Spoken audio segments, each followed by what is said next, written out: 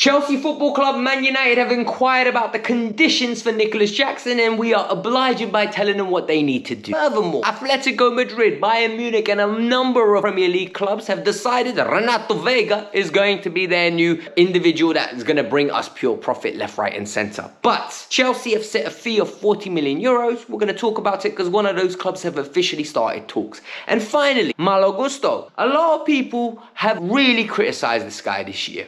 They've called him rubbish.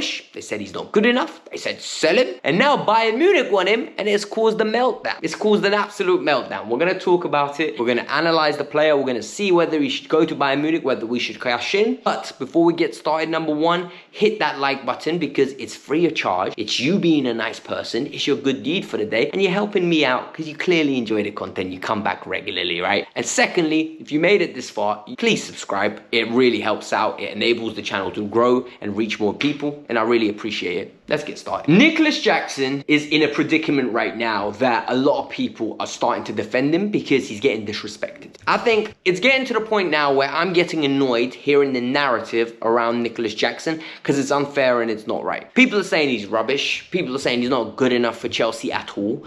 And people are saying that he's just overrated. And I think couldn't be further from the truth. Number one, he's not rubbish. His link-up play is top tier. He's one of the best around for being a striker that can receive the ball on his feet, roll a man, carry the ball, release it in the right time, and create an attack out of nothing, right? He is a very good player.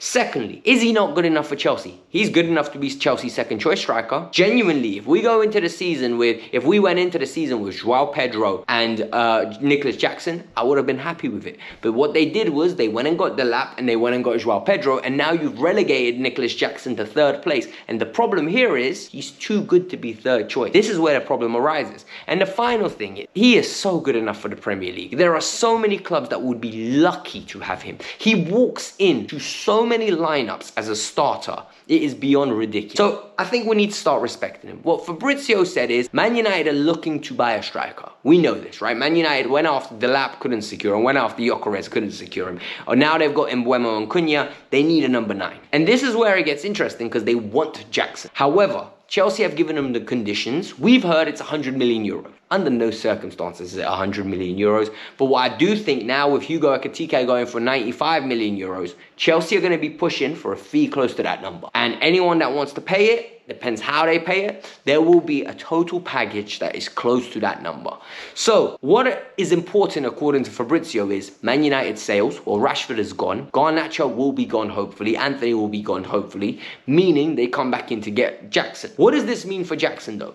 Jackson needs to go there and play for them. I think Jackson's link-up play, Jackson's ability to stretch the play, Jackson's ability to run the channels, Jackson will be a very good striker for Cunha and Mbeumo. He literally will bring the best out of them. For Chelsea, it's just great business. You know, give us a £65 million guarantee, give us some add-ons on top of that, and I think we'll be over the moon. I think he's a far better player than Noni is. Like, for example, Noni going away, I don't care. I've got a feeling Jackson could go somewhere, maybe it could click. The problem is it won't click at Chelsea. And the biggest one is, if we take a risk and keep him for another year, this 65 million right now could really become 30 really quick. Because if a player doesn't play, his market value deteriorates. So you have to take a calculated gamble right now. Get the money or try to keep him and develop him. Let me know in the comments below. What's more important to you, money now or money later? Let me know. Mr. Renato Veiga, Mr. I speak 7 languages, right? Well, it looks like he's in demand. I respect it. You know, every club needs a first choice translator and he's a third choice left back. So we're going to respect it. First choice translator, a role at Bayern Munich, Atletico Madrid and plenty of EPL sides. What's going on with Renato? All jokes aside. Renato Veiga came to Chelsea. He got his cap for Portugal, got another cap, and all of a sudden, he wanted to play regular football. Respect, he's got ambition. He doesn't want to sit on the bench, and it's just a completely different timeline to what was initially agreed. Good for him. Good for Chelsea, because what's happened is he's gone to Juventus, and not only did he play well, it got to the point where a lot of clubs wanted him, and they want him really bad. And the transfer fee went from, in January, £25 million to 40 million euros now. According to Fabrizio Romano, 40 million euros is what Chelsea are asking for. If Chelsea might get somewhere in and around 30, plus some add-ons that take it closer to 35, 40, it will be brilliant business. A lot of people didn't understand the acquisition at the time. It was literally a Swiss Army knife. It was literally trademarked all summer. Oh, we get Swiss Army knife players. What's happened now is he's come back. Chelsea do not want to put him back in the squad. And it's very interesting because if you ask me, I really want to know why. I really want to know why. How bad, how toxic was that exit that they've basically cut all ties with? They've cut all ties with Joao Felix. They've cut all ties with Renato Vega. Petrovic is now officially gone. Anyone that went on loan, when they returned, they weren't reintegrated into the squad, apart from Andre Santos was the only person that was reintegrated. Now, Atletico Madrid, according to Fabrizio, have now started official conversations with Chelsea, and they've already agreed stuff with the player because they've been in discussions. He's keen to join, so it's one to watch. Personally, I think he's a good squad option. I don't think he's anything more. 40 million euros, I will take that money with a smile on my face. Genuinely, Chelsea have got to the point now where we're making great money. And what I find hilarious is certain people, we're not going to mention any names, they were too busy mocking it, saying great business, being sarcasm TV FC, you know, because sometimes when the content's not popping, you need to come out with something that makes you stand out a little bit. But remember, it's a fad. It only lasts a few weeks. But it is what it is. We ain't going to take shots. Reality is, yeah, Chelsea were always acquiring these young players, and they were always going to flip them. People like me, on this channel, I said it regularly. We're not trying to sign these players because they're going to play for us in the future. They're going to do their part. They're going to get in where they fit in, and then we're going to move. It's literally as simple as that. They're not Enzo. They're not Caicedo. This is not us building around them. Oh, but we're spending $1 billion and we're not winning.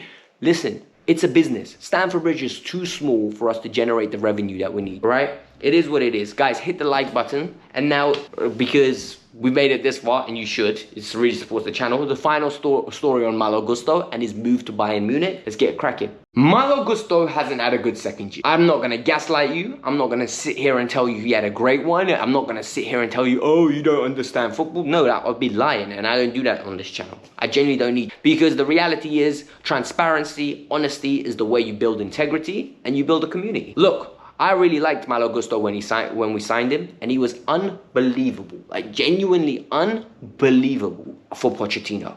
It was everything we could have wanted, especially when Reece was hurt. He could defend one-on-one, he could get to the byline, cross it. He wasn't the best crosser of the ball, but it was consistent enough. I think he got 9 assists. He was up and down the pitch. He was a good ball carrier. Just a very competent footballer.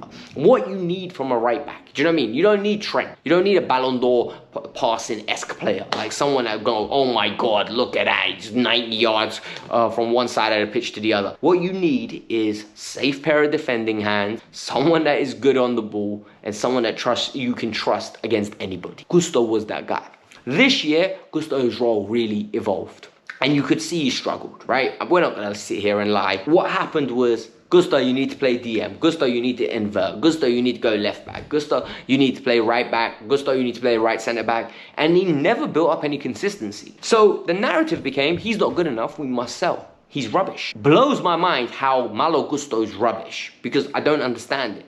If anything, he literally is a utility player that you need to keep. Because when things get tough and you get injuries, Gusto can do jobs all over the place to a decent level. Not to a world-class level, not to a great level, but he can do it to a decent level. You know, you'll survive a month with Gusto in that position. You'll survive it. But against PSG, Malo started playing right back. And all of a sudden, everyone started getting infatuated by the idea of Malo Gusto at right back with Cole Palmer tucking in.